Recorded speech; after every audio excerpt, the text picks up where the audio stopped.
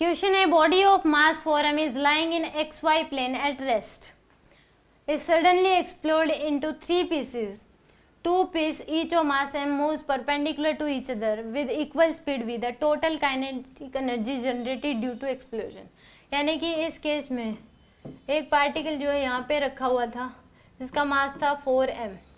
तो इस केस में मान लो एक पीस इधर चला गया मास m का v वेलोसिटी, और एक पीस इधर चला गया मास m v की वेलोसिटी से। जो थर्ड पीस होगा वो इधर जाएगा, 2m का मास वेलोसिटी होगी उसकी v डैश।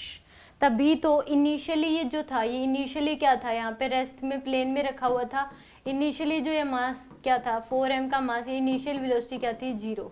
अब इस केस में इनिशियल मोमेंटम 0 तो फाइनल भी 0 होगा, क्योंकि कोई भी एक्सटर्नल फोर्स नहीं लग रहा। तो यहाँ पे P इनिशियल इक्वल टू क्या होगा, P फाइनल के बराबर। तो इस केस में ये इधर जा रहा है, ये इधर है, तो ये इधर जाएगा, क्योंकि इन दोनों का जो नेट मोमेंटम होएगा वो इधर आएगा √2mv, और ये इसको क्या करेगा, कैंसिल आउट। तभी अभी भी फाइनल ये क्या रहेगा, रेस्ट में।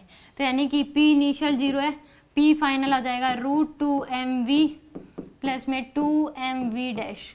तो v डैश की वैल्यू आ जाएगी आपके पास √2v बाय में 2 के बराबर, यानी कि v बाय √2 के बराबर। ये आ जाएगी v डैश की वैल्यू। ठीक है जी। अब कितनी एनर्जी रिलीज हुई है ये बताना है। तो यहाँ पे काइनेटिक एनर्जी रिलीज्ड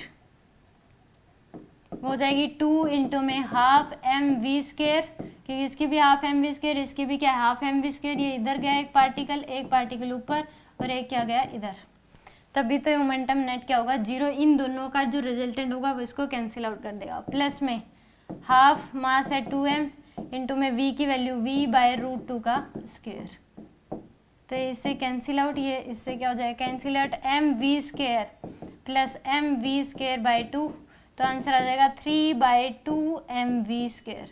आंसर क्या आएगा 3/2 mv स्क्वायर। बी ऑप्शन क्या होगा इस केस में करेक्ट होगा।